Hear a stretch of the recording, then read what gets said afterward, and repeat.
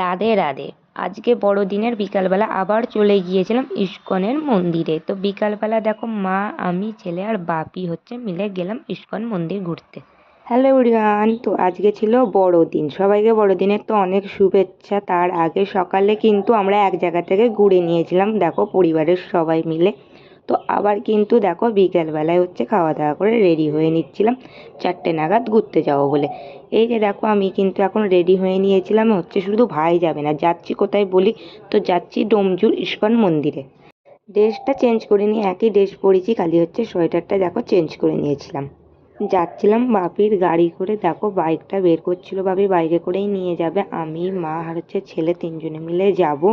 আর গিয়ে বেশ মজা করবে, জানো তো, অনেক দিন পর যাচ্ছি। এই যে দেখো আমার মা আর আমি একটু ছবি তুলে নিলাম বা ভিডিও করে নিলাম। দেখো এবার চলো তাহলে বেরোনো যাক, কারণ বেশি সন্ধে হয়ে গেলে, যেহেতু শীতকাল তো সেই জন্য আর কি। এখন আমরা পৌঁছে গিয়েছি। প্রথমে ছিল ডোমজুর নীলাঞ্জনা পার্ক, তো সেখানে খুব ভিড় হয়ে গেছিলো, সেখানে ঢুকিনি। তারপরে ছিল ইস্কন মন্দির, সেখানেও তোমাদের দেখাই, দেখো কতটা ভিড় হয়েছিল, দেখতেই পাচ্ছ। তো তারপর দেখো মন্দিরটা ঘুরিয়ে চারপাশটা দেখিয়ে দিচ্ছি, খুব সুন্দর লাগলো। আর যে কোনো ঠাকুর স্থানে এলেই দেখবে মনের একটা আলাদা শান্তি আসে। আর এখানে গাড়ি পার্কিংয়ের জায়গা করা আছে সাইডে। তো দেখো বাপি এখন গাড়িটা পার্কিং করে দিল। তো এখানেই ছিল দোলনা, তো সেটাই কিন্তু আমার ছেলে এখন দেখেছে বা আর বায়না, ওকে দোলনাটা চড়াতে হবে। তো দেখো সেই মতো দেখো প্রথম জনেরা বসে নেমে যাওয়ার পর দেখো আমরা এখন উঠে পড়েছি। আর প্রতিজনের টিকিট মূল্য কিন্তু এখানে ছিল 10 টাকা পার হেড। আমার ছেলেকে কিন্তু এই দোলনাতে একদমও ভয় পায় না। আর আমারও বেশ ভালোই লাগছিলো দোলনাটা চেপে, কিন্তু লাস্টের সাইডে না মানে টাইমটা একটু মাথাটা একবার করে ঘুরে গিয়েছিল।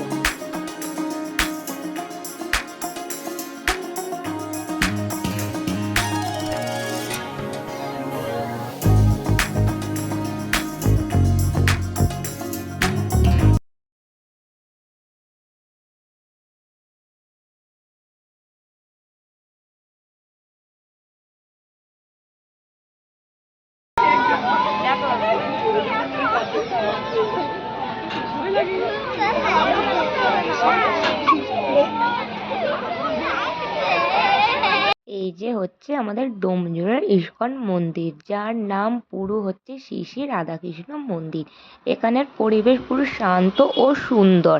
আর এখানে কিন্তু প্রতিদিনই বৈষ্ণব আচার নিয়মে পুজো পালন করা হয়। আর এখানে কিন্তু প্রচুর দর্শনার্থীদের কিন্তু ভিড় হয়। আর এখানে এলেই কিন্তু প্রতিটা দর্শনার্থীর মন কিন্তু শান্ত হয়ে যায়। যেরকম কিন্তু আজকে সন্ধ্যাটায় আমার এখানে এসে মন একদম শান্ত হয়ে গিয়েছিল।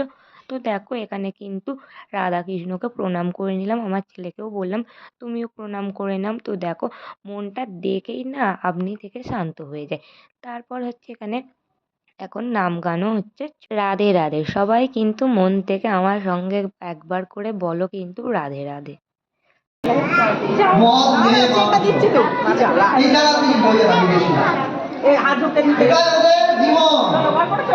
পরিশ্রম করো, ওদের কি হয়ে যাচ্ছে দেখো, 6 দিন পরিশ্রম করো, 6 দিন ধরে টাকা আয় করবে, আর একদিন ফুর্তি করবে।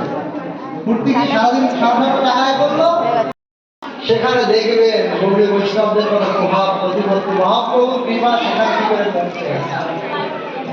তারা সমস্ত কিছু পরিত্যাগ করে সম্পূর্ণ সাত্বিক জীবনযাপন করছে, ভগবানের সেবায় নিজেদের উৎসর্গ করে পরম তৃপ্তি আনন্দ ভোগ করছে। রাধা মাধবকে দর্শন করে নিয়ে আসার পর দেখো আমি একটু বাইরের দিকটা ঘুরে নিয়েছিলাম। আর এখানে কিন্তু চারিদিকটাই কিন্তু সুন্দর, কত সুন্দর দেখো গাছ লাগানো। তো এখানে কিন্তু একটু ঘুরছিলাম। আর বেশিক্ষণ কিন্তু আমরা এখানে থাকতে পারিনি, কিছুক্ষণের মধ্যেই কিন্তু বাড়ি চলে যেতে হয়েছে, কারণ খুব ঠান্ডা পড়ে যাচ্ছে। আর বেশি রাত করলে ছেলের ঠান্ডা লেগে যাওয়ার কারণে কিন্তু বেশিক্ষণ আর থাকলাম না। আমার ছেলে দেখো একটু ঘুরছিল, আর পুরো মন্দিরটা ওপর থেকে একবার তোমাদের দেখিয়ে নিলাম। আর যারা তো এখানে এসেছো তারা তো জানো এখানটা কিন্তু কতটা সুন্দর। আর তার পাশেই কিন্তু আছে ভোলে বাবার মন্দির। আমার ছেলে কিন্তু ঠাকুর দেখলে ওকে বলতে হয় না, ও নিজের মন থেকেই কিন্তু তখনই দেখো প্রণাম করে নেয়। শুধু যেখানে রাস্তাতেও যদি কোনো ঠাকুর দেখে না, এখানেও কিন্তু প্রণাম করে নেয়। তো দেখো এবারে কিন্তু আমরা চলে যাব বাড়িতে। তো তো বাড়ি প্রতিদিন রাতে কিন্তু বাপি বেরার পথে কিন্তু এদের না খাইয়ে যায় না, কিন্তু আজকে যেহেতু সন্ধ্যাবেলায় আমার বাপিকে দেখেছে মানে ওকে এখনই বিস্কুট খাওয়াতে হবে, তো মানে সেই জন্য দেখো বিস্কুট কিনে তবে ওকে খাইয়ে দিয়ে গেল। আগেই চলে এসেছি, একটু বসে রেস্ট নিয়ে নিচ্ছিলাম। তো দেখো এখন হচ্ছে জামাটা চেঞ্জ করে নিলাম, আর যখন আর এবার কিন্তু খুব ঠান্ডাটা এবার পড়ে গেছে। তো দাঁড়াও একটুখানি হচ্ছে রেস্ট নিয়ে আবার একটু পরে তোমাদের সঙ্গে দেখা হচ্ছে। এখন হচ্ছে একটু সন্ধ্যা সন্ধ্যা নাগাদ একটু খিদে পেয়ে গিয়েছিল, সেই জন্য দেখো বাপি এনে রেখেছিল হচ্ছে চাল কুমড়োর মোরব্বা, আর তার সঙ্গে হচ্ছে ছিল ছোলার পাটালি, আর হচ্ছে ছিল কেক। সেগুলোই দেখো আমি একটু টিফিন করে নিচ্ছিলাম। আর এই চাল কুমড়োর মোরব্বা খেতে কিন্তু জানো তো আমার খুবই ভালো লাগে, একদম ভেতরটা তো কি নরম আর মিষ্টি, সেই জন্য আমার বেশ ভালো লাগে। আমার ছেলে হচ্ছে এখন আছে মায়ের কাছে ও ঘরে, আর আজই হচ্ছে আমাদের রান্না সন্ধ্যেবেলা করা আছে। তো রাতে হচ্ছে এই যে ছিল আলুর দম আর তার সঙ্গে ছিল লুচি, এটাই কিন্তু আজকে খেয়ে নেবো রাতে। এখন রাতের বেলা খাওয়া দাওয়া কমপ্লিট হয়ে গেছে, এখন বাজে 9টার মতো। তো এখন হচ্ছে আমরা এবার হচ্ছে ঘুমাতে যাব, তার আগে হচ্ছে মাথার চুলটা আঁচড়ে নেবো ভালো করে, আর মুখে একটু বড়দিন মেখে আসবো সারা দিনের পর। এখন হচ্ছে আমি মুখে একটু সাবান দিলাম। তো যাই হোক এখানেই ভিডিওটা শেষ করছি, দেখা হচ্ছে আবার একটা নেক্সট ব্লগের। সবাই ভালো থেকো ও সুস্থ থেকো।